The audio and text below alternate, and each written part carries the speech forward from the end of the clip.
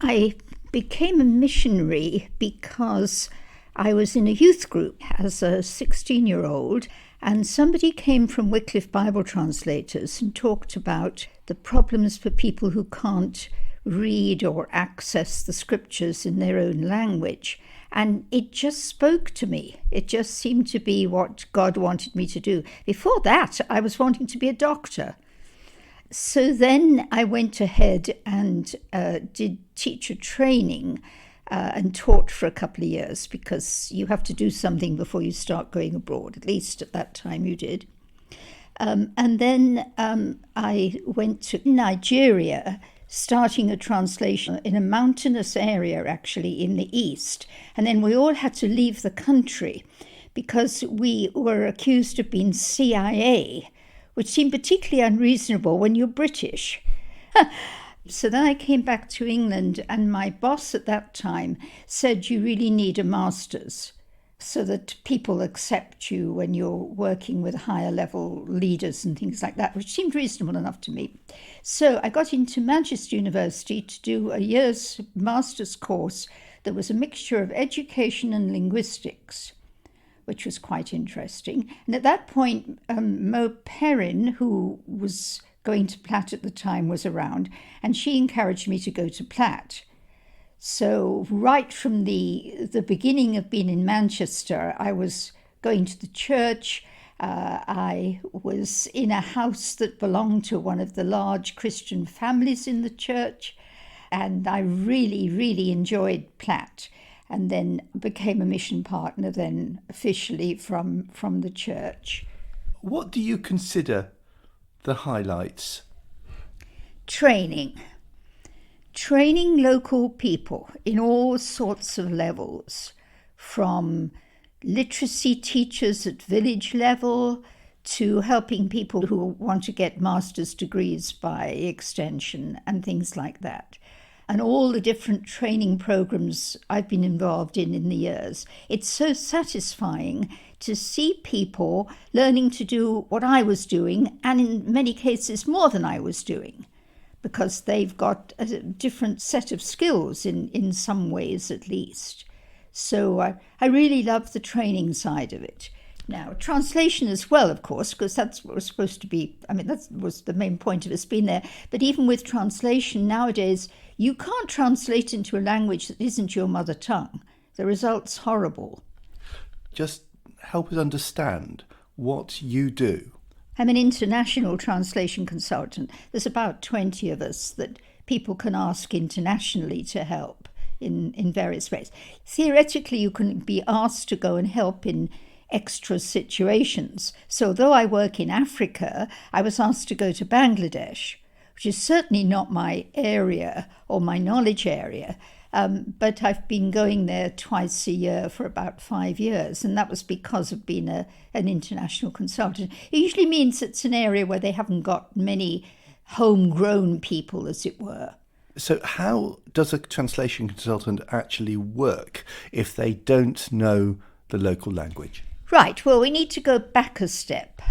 It's not just the consultant. How does anybody work with a team to help them translate the Bible into the local language? We're obviously using an intermediate language of some description. So in Congo, we were using French. In Bangladesh, we're using English, actually. But you've got to have people that speak the national language at a reasonable level. We do have members who are really good linguists, and they learn lots of different languages all over the place, but I have never done that. But in Congo, I did learn the local language that we were working with, but there's about 3 million speakers of this language, so there was a social reason to learn it as well as everything else. So were you a particularly quick learner of languages? How long did it take you to learn this Congolese language? Oh, quite a while, but it was total immersion. We had house help, and when we first arrived, we couldn't say a word to him, except with gestures and waving our hands in the air. He spoke no French at all, and we didn't then speak the local language. This is the best way to learn a language, of course. It took about 3 months, I would say, before I could make social sense. I didn't mean I could talk about everything, but it meant at least I could buy stuff and talk normal social type of stuff, I would say. So how many languages do you actually speak, Margaret? Only 3. English, French, but French people's hair would stand on end and they would say I speak bush French because I speak the African version. And then this language in Congo, which is called Mbaka, which nobody will have heard of. Well, of course, all of us at Platt have heard of Mbaka, yes. because we know that this was a major project for you, the Mbaka Bible being brought to birth and then being sent around the communities in various parts of Congo, and then teaching materials for the schools being developed by you as well. Tell us a little bit about that. Yes, well, you have a language that is spoken by everybody, but if they haven't been taught it, they don't know how to read and write their own language. They may be able to read and write French very well, but they still don't know how to read and write their own language. So the starting point was adult literacy, where we were helping, first of all, the educated people to learn to read and write their own language. And there's a method, making a manual, basically, that's got a series of lessons where they fill in words. You start with the parts that are the same in the national language, French, and in their language, which is the 5 vowels, for instance. You take the things that are familiar, and then you build on the new things, lesson by lesson, finish with little folk story and a Bible story and a quiz and things like that, so that they get fluent. So the first thing is to get the literate people reading and writing their own language. Then the next stage is usually to help adult literacy, which was through the churches. They were very keen that people learned to read and write. And these are people who couldn't read and write at all in any language, not French or anything else. So we had quite a long program with 2 young American short-termers who ran around on motorbikes for 2 years and really got the program going for adults. It was very popular for a number of reasons. So they went through stages. So stage 1 was basically learning to read and write. Stage 2 added arithmetic and some other useful things. Stage 3 had geography and things. And then at every point they were doing Bible stories, and then later on Bible studies. How long has it taken from arriving in Congo in Mbaka land and making contact with people there for the first time to printing the Bibles and people beginning to read those Bibles? And obviously in the intermediate years you're bringing literacy, you're bringing an ability to run a business, all sorts of things as a result of literacy, and an ability to communicate with the outside world. But how long does that process take altogether? Well, it varies tremendously depending where you are. We had a very good situation in Mbaka because we were, right from the beginning, able to work with educated people. One of our translators had a master's degree in a totally irrelevant subject, but nevertheless he had the French. So the Mbaka situation was faster than average. So once we actually started on the New Testament, it took 6 years from beginning to end in the New Testament. And while that translation was going on, the literacy was going on as well, together. And presumably it was a major cause of celebration for people when the Bibles finally arrived. I remember you talking about it at Platt. Oh, yes, that was great fun. Well, that, first of all, in the New Testament. Then we had a gap because the principle in Wycliffe and the Bible Society is that you publish the New Testament and see how well it's used, because it's an area with lots of churches, both Catholic and Protestant in the area, and we worked with both. So we had Protestant translators and Catholic translators on our team so that everybody would be using the same scriptures. So we worked on another language for 5-6 years, then came back to the Mbaka, ready for the Old Testament. And I went to Jerusalem and did some Hebrew and things like that, because now we were in a different part of the Bible. And then that again took about 6 years, but with revision of the New Testament, because things had changed and more French had come into the language and things like that, which is what you expect. But as I say, it was much quicker than usual. Northern Cameroon, there's a team that took about 25 years before they got a New Testament, but they started from a much lower level, whereas we were starting with educated people. So across your 40 years, how many different translations have you overseen? Overseen properly the Embarker and then another language called Mbandi New Testament. Other than that, it's been helping various different languages in different places, not overseeing the whole thing. This is where the consultant bit comes in. Now you go into a language group and you're checking what they've already got, that it's valid and correct, and training them at the same time. So I've been in Kenya, as I said, I've been in Bangladesh, I've been in India, where we were mainly doing training in India, not checking translation. But it's usually either been checking or training or even both in some places. And then that's either one-off or like Bangladesh, where you go twice a year for a period of time. And other countries in Africa? Other countries in Africa, yes. Kenya, I've done some training of what we call the trainee consultants in Kenya. We've been to some nice languages in Kenya where I've been supervising somebody else doing the checking. We did it on the bottom part of Mount Kenya, which was kind of fun. We were sort of on the slopes of Mount Kenya, beautiful, gorgeous area. That was lovely. And I've done some training courses in Kenya as well. And Uganda, I've been in Uganda. Botswana, very interesting place, lot of fun. Like the #1 detective agency, there's a lot of truth in those books for Botswana. Namibia. South Africa is more a centre for business for us. We do training there, not so much language, although there's some work down there. Now, one thing you've not yet mentioned is the trauma healing workshops, which has been another major string to your bow, hasn't it? Yes. Now, what happened there was that we evacuated in 97 from Congo, probably unnecessarily, but you get embassy pressure and stuff like that. Anyway, we went out in 97. And then I went back in 2000. They let me go to the part that was near the border with Central African Republic, has been a safer area. And I was supposed to be working actually on literacy management at the time, but it became clear that the pastors there had a major problem. Some of them were saying that people in their church were committing suicide. They were talking about very angry men who were beating their wives more than usual. Yes, and stuff like that. And I said, well, you know why? And they said, no, we don't. I said, well, it's because they've been traumatized by the things that have happened. It's because the Chadian soldiers had been in that area and there'd been rapes and all sorts of bad stuff.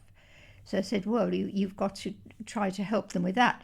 And I got hold of some literature and translated it very badly into French and started doing a little bit with them. But I knew I needed help with this and that it is a big thing.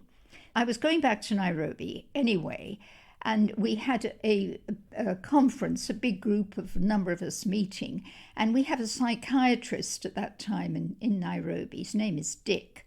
So I went to Dick and said, look, we've got a problem here. I think we need to be putting out materials we can use.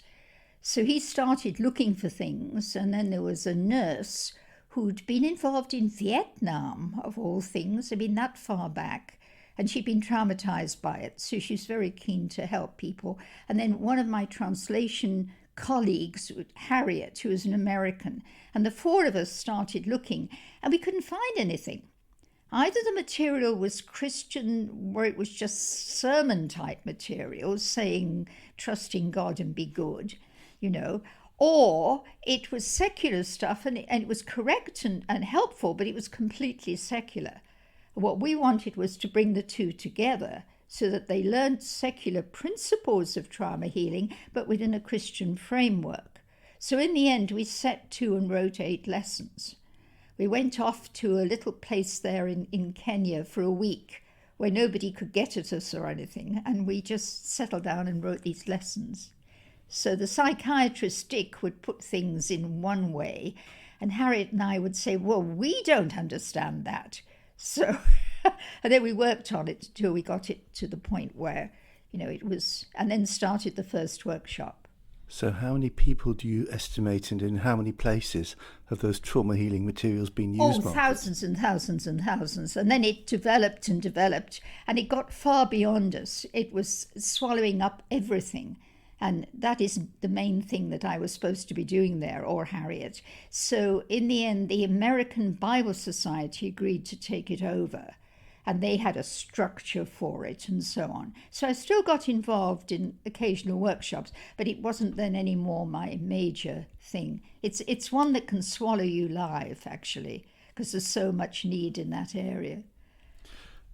So over 40 years, you've mentioned 2 particular areas of work. We all hope we're going to get to the pearly gates one day and be celebrating the saving acts of Jesus in our lives, of course, but also the things that have happened to us on earth, which there'll be a lot we're bitter and sad about, but there'll also be things that I guess we're really happy to have been part of. What will those things be for you? Well, certainly, as I said before, training, because there are all sorts of people. I'm still working on certain areas of translation on Zoom at the moment. And I was just corresponding with Ethiopia, and I've done some training of a couple of people in Ethiopia. And when I first met this man, he was just at the beginning of learning all about it. Well educated, but not much into translation. Well, now he's the director of Wycliffe in Ethiopia, and he's a lot of fun. He's a nice guy. It's so nice to correspond and see where people have developed and have grown in these areas. And with the trauma healing, I'm very happy to see the materials translated into many different languages and wide distribution, and were even helpful during the pandemic. I did finish up writing some lessons to particularly make it fit for the pandemic when that was on. That was kind of a challenge, because it was a different type of problem, obviously. But yes, I'm really pleased to see people that I've trained or worked with develop, and to see the scriptures being used by the churches. I mean, pretty well all the Catholic and Protestant churches are using the Embarker Bible, except in the big towns where they use a trade language, which is fair enough. Margaret, those of us who know you a little see you as very focused. There are many people who look to you with great admiration for all you've achieved and what you've done with your life. Tell me, what do you think as you look back and reflect on the way you've been used and the focus you've brought to your work? What are the personality traits which the Lord has given you to enable you to achieve all these things? Interesting question. I'm not really very sure on that, because looking at other members of Wycliffe, we're quite a varied bunch. I mean, they're not all clones of me by any chance. I mean, perish the thought. We have laid-back type people who I think you would see certainly not the same type of... And then, interestingly, in Wycliffe, we have quite a few people, particularly men, on the autistic spectrum, I would say. I'm not. I don't think I am. But highly academic people who join Wycliffe can be quite socially... not the best. They often have wives who can kind of deal with the situations. But looking at our group within Wycliffe, and I'm sure it's true of other missions, you get a very wide range of personalities. I mean, God has given me certain gifts that are very useful. And quite a lot of people have got a training gift. I mean, that's important. If you haven't, that's a bit of a problem, I would think, and a desire to see people grow. But how you do that is very different. Are there some great stories you could tell about any particular situations you've seen the Lord at work? I'll give you a funny one. This is rather more funny than the Lord working, but it's a nice story. When I was ready to go back in 2000, and I was given permission to go over for a few days, it meant crossing a river, Central African Republic to Congo. I'd evacuated in 97, and things had been very disturbed. But by 2000, they said, well, if you cross over from Central African Republic, don't go all the way into the Mbaka area so that you can get out quickly. But it'd be okay to get everybody to come and meet you at the Catholic mission. So that's what we did. And you had to cross the river in a little canoe with all my bags and things. Well, that was fine. Crossed the river, had all these different things, and the customs people came and said, let's have some money and all the rest of it, fairly typical. But then somebody came down and said, the Ugandan commander wishes to see you immediately, which everybody felt was rather alarming, to put it mildly. At that point, there was a Ugandan army unit there, and they were kind of controlling the area. And they'd taken over a mission station that was up on a hill, right there where we were at the river. So they said, nobody else must come with you. We're taking you. These were the soldiers. So I said to the guys who'd come to meet me and were with me, I said, now, if I'm not back by sunset, you've got to send a message across to Wycliffe on the other side of the river. Tell them what's going on, because I don't know what they're playing at. This was before cell phones and things, of course. So there was no clear way of communicating easily. So I walked up this hill, sort of praying that I wasn't about to be thrown in a Ugandan prison or something, thinking, what in the world? Well, we arrived at the mission station, and there was a table set with a tablecloth, cups and plates. And this army commander said, my name is whatever it was, George or something. I heard that an English lady has just arrived, so I thought I'd invite you to afternoon tea. So I thought, what? So we sat down at this table with the commander, and I had a cup of tea, and he'd come up with some sort of version of cake from somewhere or other. Wouldn't exactly call it a cake, but it was edible. And he was telling me all his problems, that his people couldn't speak French, that they couldn't speak the local trade language even. So they were having a terrible time communicating, that the local soldiers were all corrupt and he was trying to stop them. Anyway, he told me all these stories about how he was getting on as a commander. And then after about, when it was getting towards dark, I said, I need to get back because otherwise my friends are going to have a fit, basically. So again, he sent me with an escort back down to the river with these poor guys that'd be having a prayer meeting for a couple of hours while I was having afternoon tea because they thought something terrible was happening. So it's a nice story of God looking after you. But as I said, it's funny rather than anything else. And I guess over the years, have you seen some conversions which have come about as a result of working in particular communities and working in Bible translation?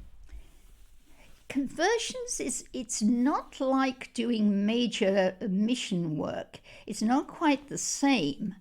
I mean, it's more that people start going to church because they understand the language now, and that they're happy to read the Bible in their own language, and they're growing. It's a little bit difficult to say that they all suddenly become Christians. I have only had one experience with that, and that was exceptional. I was in a refugee camp. Basically, it was another mission that had asked us to go there and run a trauma healing workshop. It was right on the South Sudan and North Sudan border, right on the border. And they were all people who'd come from the Nuba Mountains. And they were mainly Muslim groups, and they were all ready to become Christians. Now, there's a whole number of reasons for that, some of them sociological. And it was the men particularly. And I had an educated man with good English say to me, basically, I do believe Jesus rose from the dead, so now what? So I said, well, then you better ask him to have you as one of his children then, or something to that effect. And we sat down and talked about it. And that was an unusual situation. Probably the trauma healing workshops was where we saw people become, how can I put it, more Christian, or sometimes move away from some of their pagan beliefs. So that was probably the more striking.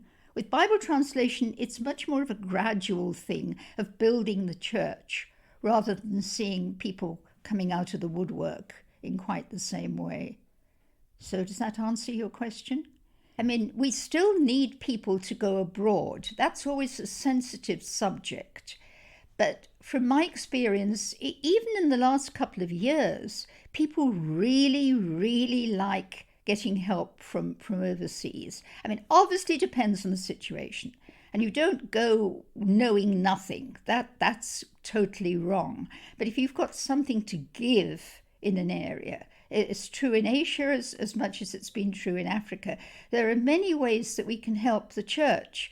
And it's a question of being brothers and sisters together in Christ, that you don't say, yeah, you're right, we should stay and help evangelize Muslims in our local area. I mean, there's more to it than that. The church abroad also has needs.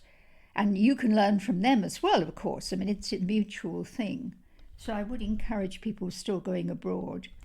That's interesting, because many people would say, oh, well, you know, in this post-Christian era in the UK, everybody from the majority world is coming to us, and the days of the white person going to anywhere in Africa are finished. Well, they're not. They're definitely not finished. They're changed.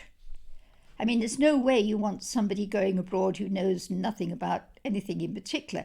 But, I mean, development areas, they still have enormous needs for medics who will train.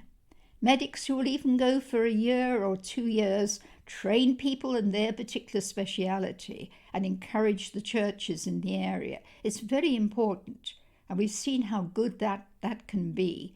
Tear Fund particularly have a lot of their medical type setups, and I think it's an excellent idea to do that. And then other types of skills that people have. You've got to have skills, and you've got to have some way of being of use to people, but then it's right and proper. So what skills are needed to train as a translation consultant? Oh, well, yes.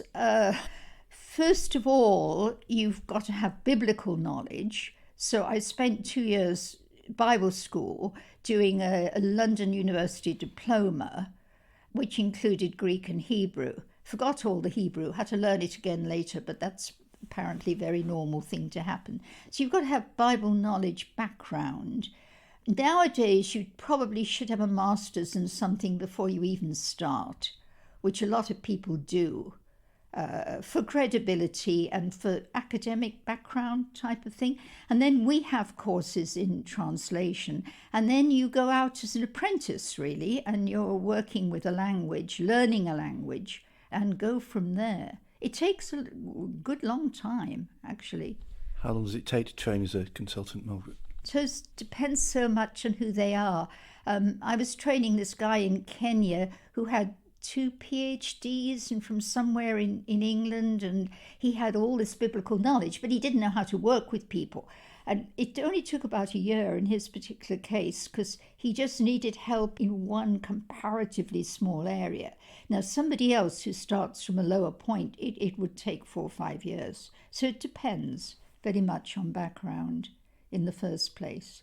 It's a very satisfying job.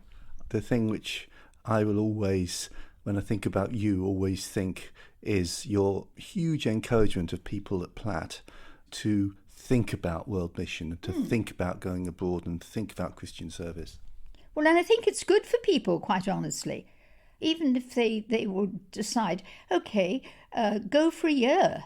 After you finish training and you're ready to flap your wings a bit, go abroad for a year. It's good for the person concerned, and as long as there's somebody with ability, it's also good for where they go.